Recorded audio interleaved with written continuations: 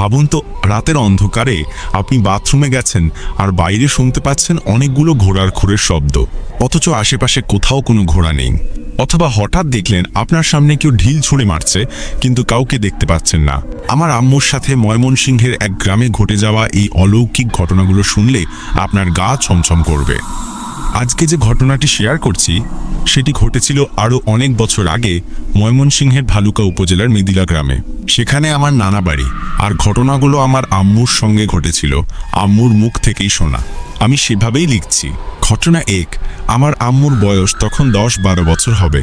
তখন বাংলাদেশে সবার ঘরে টেলিভিশন ছিল না। দেখা যেত একটা গ্রামে বা পাড়ায় হাতে গোনা 2-2 জনের ঘরে টেলিভিশন থাকতো। সে যাই হোক, আমার আম্মুদের বাড়িতে টেলিভিশন ছিল, তাই আশপাশের বাড়ির সবাই আসতো টেলিভিশন দেখতে, বিশেষ করে ছবি দেখতে। তখন আলিফ লায়লা অনুষ্ঠানটি খুব জনপ্রিয় ছিল। তো একদিন রাতে আম্মু বাথরুমে যাবে, তাই আমার ছোট মামাকে সঙ্গে করে নিয়ে যায়।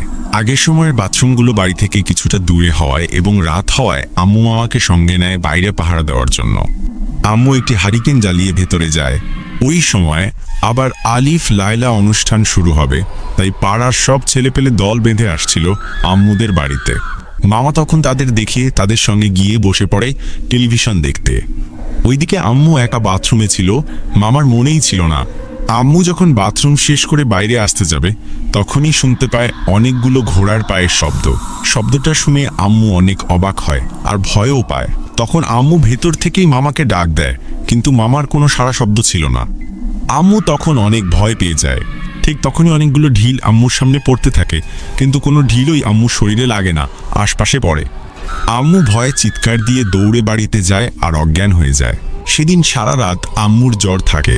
পরের দিন আম্মু নানাকে সব খুলে বললে নানা আম্মুকে একা কোথাও যেতে মানা করেন আর হালকা কিছু ঝাড়ফুঁক করে দেন। ঘটনা 2। যে বাড়িতে একসময় শয়তানের পুজো হতো, সেখানে যদি আপনি থাকতে শুরু করেন তাহলে কি হতে পারে, আজ আমি আপনাদের বলবো আমার নানা বাড়ির সেই ভয়ঙ্কর ইতিহাস এবং আমার আম্মুর সাথে ঘটে যাওয়া কিছু অলৌকিক ঘটনার কথা। এমন ঘটনা যা আপনার পরিচিত জনের রূপ ধরে আপনাকে বাইরে ডেকে নিয়ে যেতে চায়, বা রাতের অন্ধকারে ছাগলের বেশে আপনার সর্বনাশ করতে আসে। আমার নানা না থাকলে সেদিন কি হতো ভাবলে আজও ভয় লাগে। আমাদের নানা বাড়ির উঠানে একটি বিশাল বড়ই গাছ ছিল। তো একদিন আম্মুর রাতে ঘুম ভেঙে যায় আর পানি খাওয়ার জন্য আম্মু বারান্দায় আসে। তখন দেখতে পায় তাদেরই এক প্রতিবেশীর কয়েকটি ছাগল বড়ই গাছের নিচে দাঁড়িয়ে আছে। জ্যোৎস্নার রাত থাকায় ছাগলগুলোকে স্পষ্ট দেখা যাচ্ছিল। ছাগলগুলো আকারে বেশ বড় লাগছিল আর আম্মুর দিকেই তাকিয়েছিল। হঠাৎ ছাগলগুলো বড়ি খাওয়া শুরু করলে আম্মুর খুব রাগ হয় ওই প্রতিবেশীর ওপর, যে এত রাতে ছাগলগুলোকে বেঁধে না রেখে ছেড়ে দিয়েছে আর এখন অন্যের গাছের বড়ি খাচ্ছে। আম্মু ছাগলগুলোকে তাড়াতে যাবে ভেবে যেই না দরজা খুলে বাইরে বেরোতে গেল, অমনি নানা আম্মুর হাত ধরে ঘরে নিয়ে যায়। নানার কিভাবে যেন ঘুম ভেঙে যায়, আর তখন আম্মুকে না দেখতে পেয়ে বারান্দায় যান। নানা কেন আম্মুকে ছাগল তাড়াতে না দিয়ে ঘরে নিয়ে আসলেন জিজ্ঞেস করলে নানা বললেন, অসময়ের সব দেখা জিনিস সত্য হয় না, কিছু ছলনাও থাকে। আম্মু তখন কিছুই বুঝতে পারেন না, নানার কথা মতো ঘুমিয়ে পড়েন। পরদিন খুব সকালে আম্মু আর নানা ওই প্রতিবেশীর বাড়িতে গিয়ে জিজ্ঞেস করেন যে মাঝরাতেও তাদের ছাগল বাইরে থাকে কেন। তখন প্রতিবেশী উত্তর দেয় যে তাদের ছাগল কাল রাতে বাঁধা ছিল আর এখনো বাঁধা আছে। আম্মু আর নানা তখন দেখে আসলেই ছাগলগুলো বাঁধা আছে।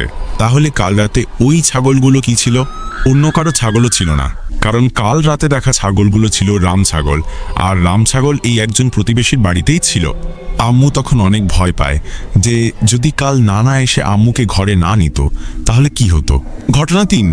এটা কোনো বানানো গল্প নয়, আমার আম্মুর মুখ থেকে শোনা একদম সত্যি ঘটনা। আজ থেকে অনেক বছর আগে ময়মনসিংহের এক গ্রামের পুরনো বাড়িতে যা ঘটেছিল। আমার কাকার রূপ ধরে কে এসেছিল সেদিন মাঝরাতে, আর কেনই বা বারবার আমার আম্মুকে বাইরে টেনে নিয়ে যাওয়ার চেষ্টা করা হচ্ছিল। এই গল্পটা শোনার পর হয়তো রাতে একা থাকতে ভয় লাগবে। আম্মু তখন কলেজে পড়ে। আমার আম্মুর একজন কাকা ছিলেন, সম্পর্কে কাকা হলেও ছিলেন বন্ধুর মতো। বয়সে আম্মুর থেকে খুব বেশি বড় ছিলেন না। তো একদিন রাতে আম্মুর ঘুম ভেঙে যায় ওই কাকার ডাকে। আম্মু ঘুম থেকে উঠে দেখতে পান ওই কাকা জানালার বাইরে দাঁড়িয়ে আছে। আম্মু খুব অবাক হয়ে জিজ্ঞেস করে, কাকা আপনি এই সময় এত রাতে এখানে কি করেন? ওই কাকা উত্তর দেয়, তোর সঙ্গে অনেক জরুরি কথা আছে, জলদি বাইরে আয়। আম্মুর তখন মনে সন্দেহ জাগে যে এভাবে মাঝরাতে বাইরে কেন যেতে বলছে। আম্মু তখন জানায় যে সে এখন বাইরে যাবে না, যা বলার এভাবেই বলুক, না হলে সকালে আম্মু গিয়ে শুনে আসবে। কিন্তু কাকা কোনোভাবেই মানছে না, আম্মুকে বাইরে যেতেই বলছে। এক পর্যায়ে আম্মুর কাকার ব্যবহারে অনেক সন্দেহ হয়, তাই আম্মু পাশের ঘরে আমার নানার কাছে যায়।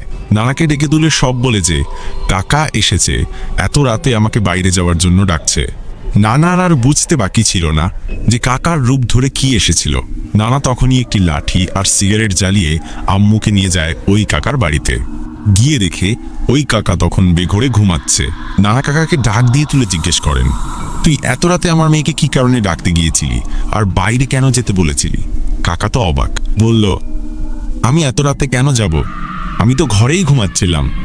কাকার স্ত্রীও একই কথা বললেন যে কাকা ঘুমাচ্ছিলেন। নানা তখন বিষয়টা বুঝতে পেরে আম্মুকে নিয়ে সেখান থেকে চলে আসেন, আর পরদিনই একজন ভালো কবিরাজ এনে বাড়ি বন্ধ করান। পূর্বের ইতিহাস ঘেঁটে জানা যায় যে আমার নানা বাড়ি যে জায়গায় ছিল সেখানে আগে একটি হিন্দু পরিবার বসবাস করত, আর সেখানে নিয়মিত শয়তানের পূজা হতো। আমার নানার দাদা নাকি ছিলেন জমিদার। আমার নানার ফুফুরা নাকি একদিন ওই হিন্দু বাড়ির পাশের পুকুরে গোসল করতে গেলে হিন্দুরা অপমান করে তাড়িয়ে দেয়। তখন আমার নানার দাদা এক রাতের মধ্যে ওই বাড়ি সহ পুকুর জায়গা জমি কিনে নেন আর তাদের বাড়ি ছাড়া করেন। এরপর থেকে সবাই ওই বাড়িতেই থাকতো আমার নানারা। কিন্তু ওইখানে থাকা শয়তানগুলো আমার নানা সহ নানার পরিবারের সবাইকে নানা রকমভাবে ক্ষতি করতে চেয়েছে, কিন্তু কোনো এক অজানা কারণে পারেনি। এগুলো ছিল শুধু আমার আম্মুর সঙ্গে ঘটা কিছু ঘটনা। আরও অনেক ঘটনা ঘটেছিল আমার নানা আর আমার দুই মামার সঙ্গেও। সেগুলো পরে একদিন শেয়ার করব ইনশাআল্লাহ। এখন আল্লাহর রহমতে আর কোনো সমস্যা হয় না।